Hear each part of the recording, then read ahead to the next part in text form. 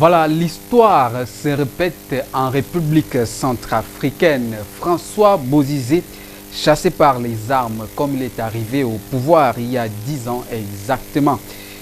Chacun son tour chez le coiffeur, dira-t-on. L'épée avec laquelle Bozizé a tué le pouvoir politique de Patassé est bien évidemment cette même épée-là qu'il enlève donc du pouvoir.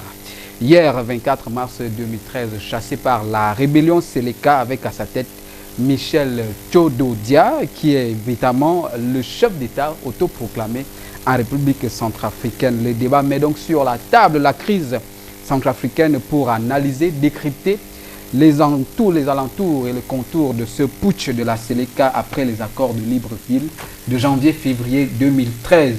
Et puis ce matin encore, le débat quotidien comme deuxième sujet revient sur la performance des Lions indomptables du Cameroun le week-end dernier face aux éperviers du Togo. C'était un match comptant pour la troisième journée des éliminatoires pour le mondial 2014 au Brésil. Les Lions du Cameroun sont venus à bout des éperviers 2 buts contre 1 avec un doublé de Samuel Eto'o, le capitaine. Et puis ce matin donc, on va dire, les Lions indomptables, le comeback est-il véritable? Comment entrevoir l'avenir au sein de cette équipe? L'Union sacrée a-t-elle payé pour cette victoire? Rappelons que le Cameroun occupe désormais la tête de sa poule avec 6 points suivis, bien évidemment, de la Libye, 5 points. Voilà, mesdames, messieurs, le menu de votre débat ce matin, la palabre politique et intellectuelle sur les antennes de New TV. Le débat quotidien. Nous accueillons donc nos invités qui sont avec nous sur le plateau. Et lui, il est communicateur, également observateur de la scène sociopolitique internationale, mais également nationale. Il est directeur de la radio Colombe de Ça. Jean de Dieu Aïssi, qu'on ne présente plus sur le plateau du débat. Bonjour, Jean de Dieu. Monsieur Iba, bonjour, et permettez-moi d'exprimer mes sincères gratitudes chaque fois que vous m'offrez l'honneur et le bonheur de votre plateau. Je salue également vos illustres invités et surtout vos téléspectateurs. Voilà, il faut rappeler que vous êtes aussi enseignant et on sait que la semaine dernière, l'Office du bac a publié les rapports des meilleurs établissements de l'année 2012. Il ressort de ce rapport que les établissements confessionnels sont au peloton de tête. Quel regard portez-vous sur ce classement-là? Globalement, ou mieux encore, naïvement, on peut dire que c'est un classement qui encourage les établissements scolaires qui sont en tête. Depuis 11 ans, le même classement est réalisé. Mais si vous voulez être un peu plus attentif, vous allez constater que ce classement, on peut le comparer à ceci. Vous prenez l'école primaire, les coccinelles, tu parlais de l'unité d'études, et vous le comparez, l'école primaire, vous la comparez donc à l'école primaire de mon village, Ndongelang ou Ebomzout. Vous comprenez que l'école primaire de mon village et l'école primaire, les coccinelles d'études, ça n'a rien de commun. Ça signifie en d'autres termes que quand vous prenez le lycée d'Nkole Bassimi ou le lycée de Bomzout, vous venez mettre dans le même panier que le collège François-Xavier Vogt, le collège de la retraite Liberman ou Jean Tabi, vous vous moquez des Camerounais. C'est ça que j'appelle l'imposture. Voyez-vous, le seul classement au monde des établissements scolaires qui est également controversé, c'est le classement fait par les Chinois qui présentent les meilleures universités du monde. Ce classement a un objectif. Il est celui de permettre aux Chinois d'envoyer leurs enfants avec des bourses d'État aller voler la technologie occidentale et permettre que la Chine soit en compétition internationale et prouve sa personnalité dans la société internationale. Si je vous pose la question, depuis 11 ans, l'Office du baccalauréat publie ce classement et fait observer que Jean Tabi, François-Xavier Vaud, retraite, etc. sont toujours en tête. Qu'est-ce qu'on a proposé? La déduction simple, c'est que si vous observez, si vous arrêtez sur un tel classement, vous dites clairement que l'État camerounais, par ses institutions publiques, a foutu le camp. L'État n'existe pas. Il se gouverne par l'aide des établissements privés. C'est-à-dire que l'État a abandonné ses missions régaliennes, alors que c'est faux.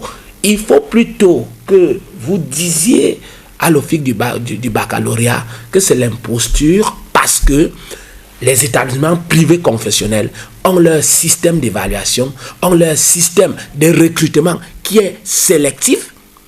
Ils ont leur système d'encadrement pédagogique et disciplinaire, alors que les établissements publics ont le système de recrutement collectif, c'est-à-dire tous les enfants, fut-ils vieux, fut-il moins intelligent, tous doivent faire l'école au Cameroun. Voilà comment. Et donc, quand vous voyez un tel classement scolaire, et personne n'en dit jamais rien, on en félicite, j'y soupçonne une communication et une communication implicite. Vous voyez ça à la fin du mois de mars, ça prépare les parents à être soumis à tout chantage, à toute pression extérieure qui viendrait, n'est-ce pas, pour faire enregistrer votre enfant dans ce grand collège. Donc, en un mot comme en mille, voyez-vous, moi j'ai été élève au collège de la retraite, j'ai enseigné au collège de la retraite 7 ans. Au moment où je vous parle, j'enseigne au collège Vôtre et dans des instituts de... C'est sérieux là-bas, c'est important de le dire. Par contre, dans nos établissements publics où j'enseigne, vous savez cela, c'est également sérieux, mais c'est sérieux à une dimension, d'autant plus qu'il faut appeler l'implication des parents, d'autant plus qu'il faut apporter les infrastructures nécessaires. Dans le lycée d'Nkolé Bassime, il n'y a pas d'électricité. Là-bas, on ne connaît pas d'ordinateur. Et vous venez comparer l'élève de cet endroit à celui qui connaît l'ordinateur au collège François-Xavier. Bon, c'est l'imposture. Voilà, merci Jean de Dieu d'avoir accepté l'invitation du débat. Autre panéliste, c'est également un habitué, mais qui a disparu un peu des plateaux du débat quotidien, Pierre Yéné, expert consultant en développement décentralisé et participatif. Bonjour, monsieur Yéné. Bonjour, Jérémy. Voilà, avec vous, puisqu'on est dans la mouvance et certainement aussi des sénatoriales, et puis qui parle Sénat, parle décentralisation. Vous suivez le processus. Est-ce qu'il est en adéquation, le Sénat qui arrive, est-il en adéquation avec la décentralisation telle que mise en place désormais au Cameroun? Tout à fait, tout à fait. Disons que le Sénat est la matérialisation du processus de décentralisation de notre pays en cours. Vous savez, le transfert du pouvoir, des ressources et des compétences du sommet vers la base nécessite un certain nombre d'institutions spécialisées, notamment pour contrôler l'action gouvernementale et se rendre compte qu'il y a un effet induit sur les questions de réduction de la pauvreté.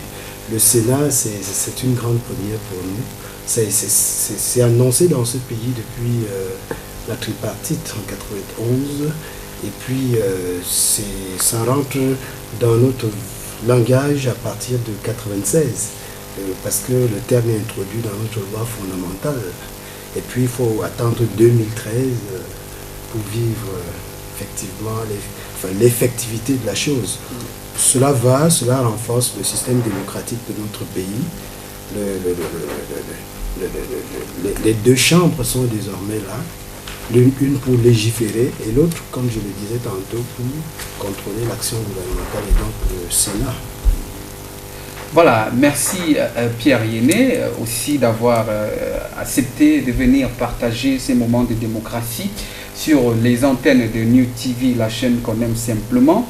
Invité au débat également ce matin, Léonard Fandia, directeur de publication du journal Les Visages du Cameroun. Bonjour DP. Bonjour Jerry et bonjour surtout à ce téléspectateurs qui nous font l'honneur de nous suivre ce matin. Et je voudrais dire ma joie une fois de plus de me retrouver sur ce plateau pour le débat dans notre grande chaîne de télé, la New TV.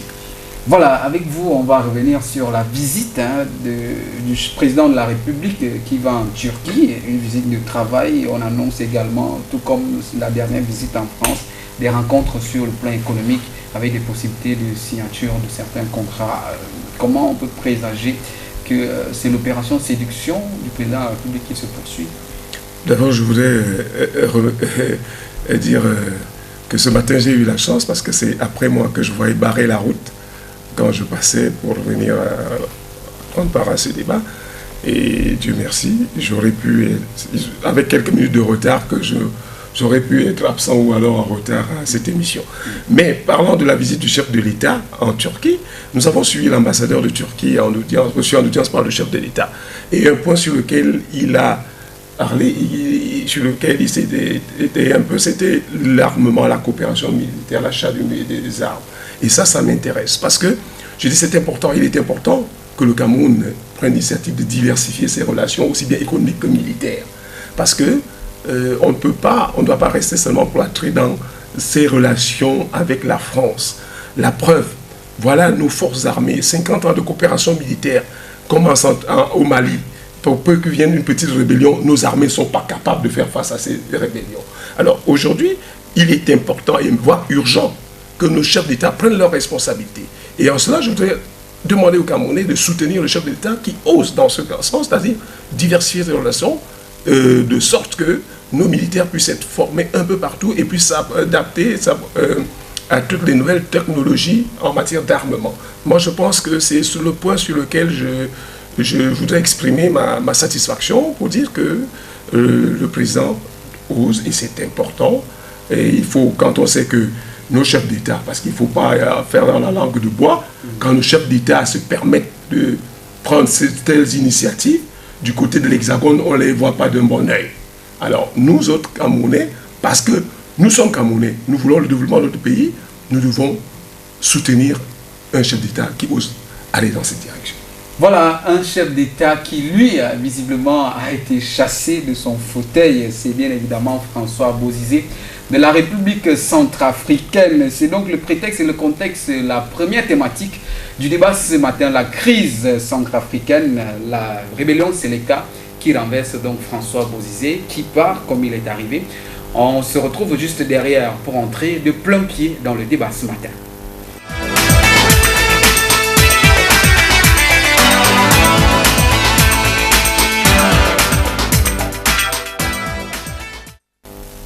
Comme il y a 10 ans, en chassant du pouvoir, le président Ange Félix Patassé, François Bozizé également, est chassé depuis hier de son pouvoir par la rébellion Séléka, dirigée par Michel Tchotodia, qui est actuellement le chef d'État proclamé au niveau de la RCA. Et le débat s'articule donc, pour ne pas aller en déphasage avec l'actualité, puisque la RCA est pays voisin. On va dire, Jean de Dieu, c'était prévisible après les accords, la suite des accords de janvier-février à Libreville concernant la crise centrafricaine, que Bozizé était véritablement en train de quitter le pays. Non, c'était prévisible, non pas au nom de l'appréciation des accords, mais beaucoup plus au nom de la lecture de l'histoire. L'histoire dit que le propriétaire de la boutique, l'ancien propriétaire du comptoir d'esclaves, a la même méthode pour installer notre boutiquier. Si vous me permettez de relire rapidement l'histoire, vous comprendrez que c'est le même cheminement. Rappelez-vous que je vous disais dans ce même studio que c'était le 13 novembre 1927 que Ouchari Bangui se détruisait lorsqu'on a tué le charismatique et mystique Mindongon Bourloulou, parce qu'il a libéré les esclaves qui devaient travailler dans des plantations de coton des Français. On l'a jugé, on l'a condamné et on l'a assassiné publiquement ce 13 novembre 1927. Son épouse Yoko Marie s'est suicidée une semaine après. Et ça, je parle d'eux parce que c'est eux qui étaient les deux parents géniteurs de M. Jean Bedel Bokassa, que vous allez découvrir dans l'histoire. Vous constaterez qu'en 1959, lorsque Ouchari Bangui devrait avoir une bonne indépendance avec un député qui était là depuis 1946, je voudrais parler de Barthélemy Bokanda, on l'assassine en plein vol parce qu'il était très charismatique, il voulait défendre les intérêts des Noirs. Et on va le remplacer par son fils David Dako. Celui-ci, le 13 août 1960, celui-ci devenu un peu orgueilleux. Jean Bedel Bokassa est revenu grand officier de l'armée française. Il est revenu et rappelez-vous que dans la nuit du 31 décembre 1965 au 1er janvier 1966, Jean Bedel Bokassa tue son cousin David Dako, parce que c'était des cousins germains. Il le renverse donc, il ne le tue pas, il le renverse, je dis bien. Il s'installe au pouvoir. Il devient très puissant, très charismatique, maréchal. Les Français n'aiment pas ça. Et lorsqu'il va en visite officielle chez Kadhafi, la France organise l'opération Barracuda à la demande de Giscard d'Estaing. Et l'opération Barracuda encercle le palais, barre les frontières. Monsieur Jean Bedel Bokassa est chez Kadhafi. Et voilà comment on ira porter. Ça, nous sommes exactement en septembre 1979. le 21 septembre 1979. On ira porter M. David Dacko dans sa chambre d'hôpital à Paris. On le porte, on vient l'installer au pouvoir. Il est installé au pouvoir, mais il ne donne pas satisfaction. C'est comme ça que, en septembre 1981, le général André Kolingba prend les armes de la même façon. Il le renverse. Quand il le renverse, donc, on organise un semblant d'élection à la façon de Libreville, où le troisième pouvait devenir premier. Vous voyez mon regard. Et à travers ces élections, nous sommes en 1992. M. Ange Félix Patassé prend le pouvoir par les unes, on va le dire ainsi, peut-être sans fraude ou avec fraude, il a pris le pouvoir. Quand il prend le pouvoir, l'homme qui était son chef d'état-major devient carrément son opposant. Il est nourri, il est bien protégé depuis le Tchad. Il s'appelle Yakovonda Bozizé, Yakovonda, qui aujourd'hui, deuxième tentative de déstabilisation, c'était précisément le 15 mars 2003. Il chasse Félix Patassé, qui était également en visite officielle au Niger. Donc, 15 mars 2003, nous sommes aujourd'hui 24 mars 2013, ça fait quelques jours de différence, mais ça fait exactement 10 ans. Alors, M. Bozizé est chassé. Bref, tout ceci obéit, parce que posez-vous la question, par la suite, je ne vais pas monopoliser la parole, on va se poser la question, qui ravitaille, qui finance, qui arme les rebelles? Et quand on s'est posé cette question, on a une seule réponse, c'est que l'article 6 de la charte de l'impérialisme dit ceci: tout pouvoir qui émane de nous est démocratique, légal et légitime.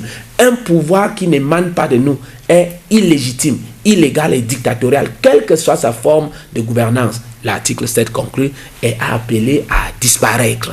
Et donc le pouvoir de Bozizé était appelé à disparaître depuis qu'on vous a parlé de Séléka. Nécessité d'un rappel historique sur le cas de la République centrafricaine, qui devient forcément, Pierre Lenné, une jurisprudence en termes de transition à la tête de ce pays-là. On parle de coup d'État en coup d'État. La différence de une dizaine d'années toujours. On a le mois de mars, François Bozizé qui arrive par les armes, qui part aujourd'hui par les armes après s'être élu démocratiquement à travers les urnes, et il est chassé par la rébellion.